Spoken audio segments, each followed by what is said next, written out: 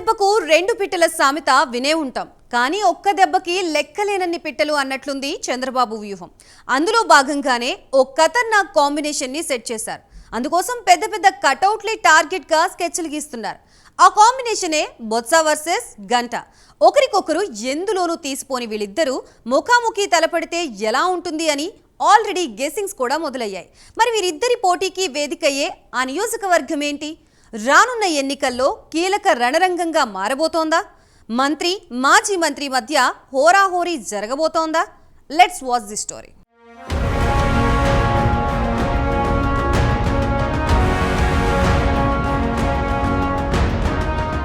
ఏపీలో కాంబినేషన్లు సెట్ చేయడంలో బిజీగా ఉన్న ప్రధాన పార్టీలు మరో మల్టీస్టారర్ కాంబినేషన్ స్కెచ్కు మంత్రి వర్సెస్ మాజీ మంత్రి మధ్య హోరాహోరీ. ఒకరిది కంచుకోట, మరొకరు ఓటమి ఎరుగని నేత. ఇద్దరు ఉద్దండుల పోరుకు వేదిక కానున్న చీపురుపల్లి.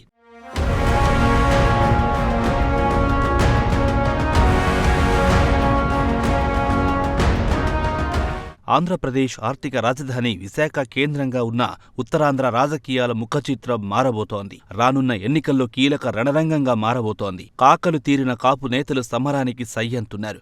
బొత్స సత్యనారాయణ, గంటా శ్రీనివాసరావుల మధ్య ఆసక్తికర పోటీకి విజయనగరం జిల్లా చీపురుపల్లి వేదికవుతుంది. వీరి సరికొత్త వ్యూహాలతో ఉత్తరాంధ్ర టగ్ ఆఫ్ వార్ ఇంట్రెస్టింగ్గా మారింది.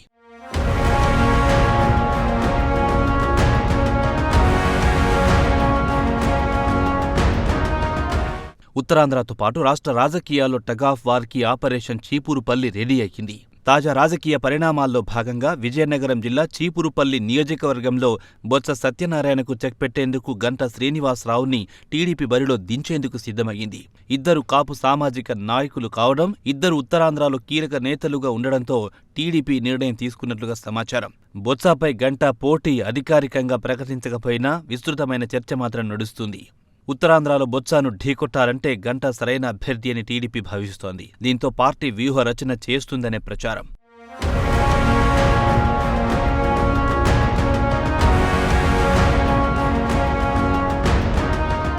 విజయనగరం జిల్లా చీపురుపల్లి నుండి 4 సార్లు పోటీ చేసిన బొత్స 3 సార్లు విజయం సాధించారు. ఈసారి మళ్లీ చీపురుపల్లి నుండి బొత్స పోటీ చేయబోతున్నారని వైసీపీ వర్గాల మాట. మరోవైపు బొత్స సత్యనారాయణ సతీమణి బొత్స ఝాన్సీ విశాఖ ఎంపీగా పోటీ చేయనున్నారు. ఇప్పటికే బొత్స శ్రీకాకుళం, విజయనగరం ప్రాంతాలకు సమన్వయకర్తగా ఉన్నారు.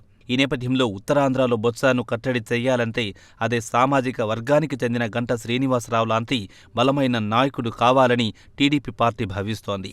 గంటా శ్రీనివాస్ 1999 అనకాపల్లి ఎంపీ, 2004 చోడవరం ఎమ్మెల్యే, 2009లో అనకాపల్లి ఎమ్మెల్యే, 2014లో భీమిలి, 2019లో విశాఖ ఉత్తరం నుండి పోటీ చేసి ఓటమి లేని నేతగా రికార్డు సాధించారు. దీంతో ఈసారి బొత్సకు చెక్ పెట్టేందుకు గంటా శ్రీనివాసరావుని చీపురుపల్లి నియోజకవర్గం నుండి బరిలో దింపే వ్యూహాలు చకచకా నడుస్తున్నాయి.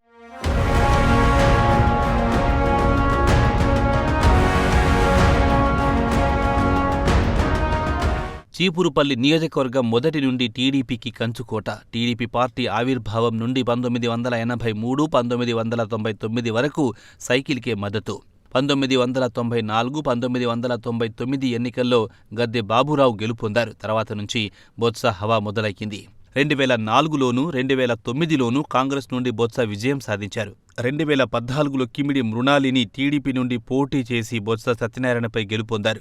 2019లో బొత్స వైసీపీ నుండి పోటీ చేసి కిమిడి నాగార్జున్పై విజయం సాధించారు. మొత్తానికి చీపురుపల్లి నియోజకవర్గంలో ఇప్పటికే 9 సార్లు ఎన్నికలు జరగగా 6 పర్యాయాలు టీడీపీ విజయం, 2 సార్లు కాంగ్రెస్, ఒకసారి వైసీపీ గెలుపొందారు. దీంతో ఈసారి ఆ నియోజకవర్గంలో టీడీపీ విజయంపై ఆ పార్టీ వ్యూహాత్మకంగా అడుగులు వేస్తోంది. గంటా శ్రీనివాసరావును బరిలో దింపుతారనే టాక్ పార్టీ శ్రేణుల్లో జోష్ తెచ్చింది.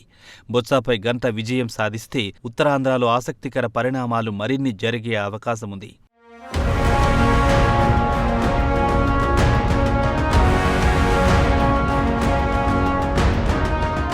ప్రస్తుతం బొత్సను ఓడించేందుకు ఆపరేషన్ చీపురుపల్లి చేపట్టింది. టీడీపీ చీపురుపల్లి తెలుగుదేశం పార్టీ అభ్యర్థిగా గంటా శ్రీనివాసరావుని నియమించాలన్న ప్రపోజల్ని సీరియస్గా ఆలోచిస్తోంది.